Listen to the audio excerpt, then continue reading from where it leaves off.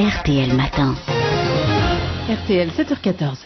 Et le mardi, vous le savez, c'est Zemmour. Bonjour Eric. Bonjour. Le vent tourne apparemment en Syrie. L'armée présidentielle serait en passe de reprendre une ville frontalière stratégique qui s'appelle Qousseir. Après 2 ans de guerre, 80 000 morts au moins, Bachar el-Assad reprend du poil de la bête à tous les sens du terme.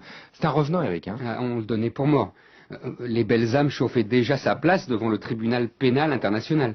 À Paris, notre brillante diplomatie ne voulait même pas parler avec lui. Bachar el-Assad est de retour. Le tyran de Damas joue au phénix.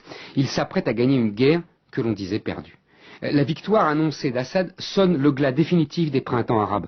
Le temps des illusions lyriques est depuis longtemps dissipé. C'est désormais le temps de la réaction.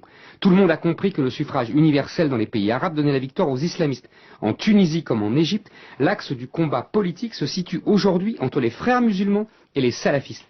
En Syrie, une fois passées les premières manifestations pacifiques, la guerre civile a fait émerger le véritable adversaire d'Assad, une noria de combattants islamistes venus du monde entier, y compris de France, terrorisant, exécutant les civils à tour de bras.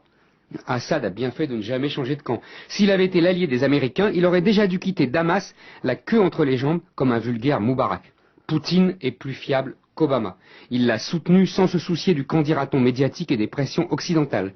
On peut être sûr que cette leçon ne manquera pas d'être tirée à travers le monde, et en particulier au Moyen-Orient. Qui sont les perdants, Eric?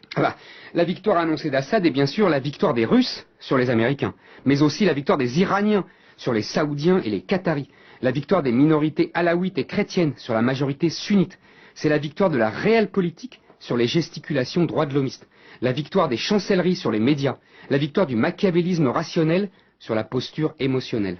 La victoire aussi de l'Allemagne sur la France et l'Angleterre qui avaient décidé de vendre des armes aux rebelles. La défaite de Laurent Fabius et de François Hollande qui ont ridiculisé la diplomatie française. La défaite de Sarkozy aussi qui, on s'en souvient, avait rompu le silence au cœur de l'été 2012 pour exiger une intervention française en Syrie. La défaite de Bernard-Henri Lévy qui rêvait lui aussi de refaire le coup de la Libye. Mais contrairement aux rêves de certains beaux esprits parisiens, l'intervention en Libye n'était pas un commencement, mais une fin. La fin des interventions humanitaires au nom du droit d'ingérence sous la tutelle de l'hyperpuissance américaine.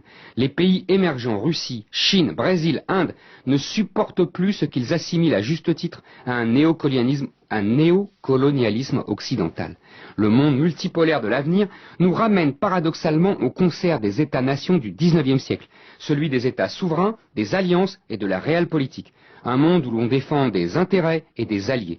La force prime le droit, disait à l'époque Bismarck. Et c'est le drame existentiel de l'Europe de n'être capable de produire que des normes et du droit. Éric Zemmour.